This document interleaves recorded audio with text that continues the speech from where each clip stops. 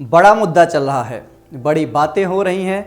दशकों से व्यवहार में रहा आर्टिफिशियल इंटेलिजेंस पिछले कुछ महीनों में चैट जीपीटी के नाम पर बार बार चर्चा में आ रहा है। कभी एग्जाम पास करने की वजह से, कभी जर्नलिज्म के भविष्य के रूप में, कभी स्क्रिप्ट लिखने के चक्कर में, तो कभी आम इंसानों की तरह जवाब देने को लेकर। एक और वजह से यह चर्चा में है कि इसे गूगल को टक्कर देने वाला या बर्बाद करने वाला बताया जा रहा है। कुछ एक्सपर्ट्स बता रहे हैं कि इससे सर्च इंजन के तौर पर गूगल की जो बादशाहत है वो ख़त्म हो जाएगी। गूगल को भी इस बात का पूरी तरह से एहसास था। इसी कारण उसने हाल ही में चैट जीपीटी के जैसा ही अपना खुद का एक चैटबॉट लॉन्च करने की बात कही है। तो सबसे पहला सवाल ये कि चैट जीपीटी है क्या? आर्टिफिशियल इंटेलिजेंस के जरिए तैयार ये चैटबॉट आपकी किसी भी प्रश्न का उत्तर दे सकता है। ये चैटबॉट ऐसा कंटेंट लिख सकता है जो बहुत ही सटीक होता है और इंसानों के लिखे जैसा ही जान पड़ता है।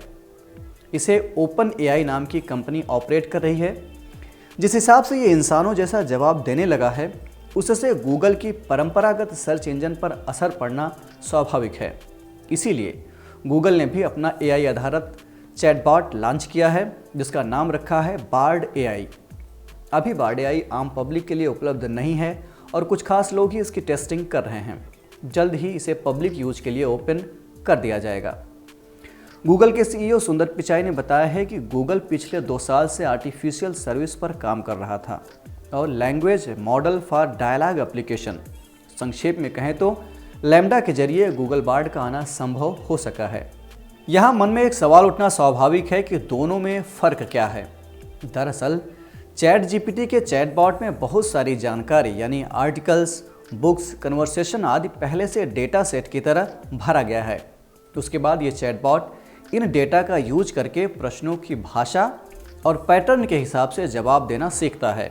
एक बार जब ये काफ़ी सारी भाषा और जानकारियाँ सीख लेता है तो ये बिना किसी मानव की मदद के यानी बिना किसी इंसानी हेल्प के ही प्रश्न पर तुरंत जवाब जनरेट करने लगता है। जैसे आपने पूछा कि मौसम का हाल कैसा है, तो ये जवाब दे सकता है कि आज धूप है, आज का तापमान 32 डिग्री सेल्सियस है और आज मौसम गर्म है। कुल मिलाकर चैट जीपीटी की अपनी एक मशीनी बुद्धि है जो पूछे जाने वाले प्रश्नों को नेचुरल तरह से समझ सकती है और इसका जवाब भी इसी भाषा में इंसानों की तरह दे सकती है। इस बुद्धि को ट्रेंड करने के लिए, ट्रेनिंग देने के लिए ट्रांसफार्मर एल्गोरिदम यूज किया जाता है और ये ट्रांसफार्मर एल्गोरिदम जिस प्रोग्राम के हिसाब से काम करता है उसे न्यूरल नेटवर्क कहते हैं। ये नेटवर्क मानव मस्तिष्क की नकल उतारने के लिए बनाया गया है और इस जवाब देने की पूरी कला को जीपीटी यानी जेनरेटिव प्री ट्रेन्ड ट्रांसफार्मर कहा जाता है। एक और ख़ास बात कि एलेक्सा और सीरी जैसे अन्य चैटबॉट्स के उलट यानी इससे अलग चैट जीपीटी इंटरनेट से कोई सूचना नहीं ले सकता है और बाहरी जानकारी तक इसकी पहुंच बिल्कुल भी नहीं है, जिसके चलते ये उसी डेटा का इस्तेमाल कर सकता है, प्रयोग कर सकता है जो इसे ट्रेंड करते वक्त इसे दिया गया है। अगर आप चैट जीपीटी से कोई करंट का सवाल पूछेंगे तो इसका जवाब ये आ सकता है कि उसे 2021 के बाद के समय से रिलेटेड लिमिटेड जानकारी है और इसके द्वारा दिया जा रहा आउटपुट पुरानी जानकारियों पर ही आधारित है।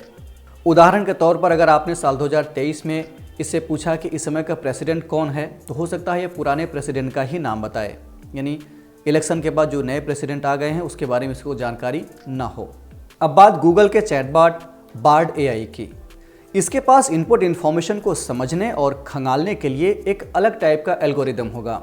इससे ये सबसे अधिक रेलेवेंट जानकारियाँ आउटपुट के रूप में पेश कर पाएगा, बता पाएगा। साथ ही इसकी ओपन रिसोर्सेज यानी इंटरनेट तक भी पहुँच होगी, जिसके चलते ये अपडेटेड और तत्कालीन जानकारी दे पाएगा, जिसके चलते गूगल बार्ड का भविष्य चैट जीपीटी से ज़्यादा बेहतर दिख रहा है, क्योंकि ये सर्च इंजन की तरह काम कर सकेगा और पूछे गए सवालों का नेचुरल भाषा में अपडेटेड जवाब दे सकेगा। गूगल का कहना है कि वे बार्ड को एक निडर और जिम्मेदार सर्विस बनाना चाहते हैं, लेकिन इसके द्वारा हानिकारक या आपत्तिजनक कंटेंट शेयर करने से रोकने के बारे में कंपनी ने अभी कुछ खास नहीं कहा है। यानी ऐसे चैटबॉट का सकारात्मक इस्तेमाल तो ठीक है, लेकिन अभी सावधानियां भी बरतने की ज़रूरत है। इसके अलावा इस क्षेत्र में कंपटीशन भी बढ़ रहा है, क्योंकि माइक्रोसॉफ्ट और कुछ चीनी कंपनियां भी अपना एआई बेस्ड चैटबॉट लॉन्च करने के मूड में हैं। ऐसे में इनके बेहतर रेगुलेशन को लेकर भी विचार करने की ज़रूरत है। आप इस नई टेक्नोलॉजी को, इस पूरे मामले को कैसे देखते हैं, आपकी क्या राय है, कमेंट बॉक्स में हमें ज़रूर बताइए। इस एपिसोड में इतना ही। पढ़ते रहिए और बढ़ते रहिए। नमस्कार।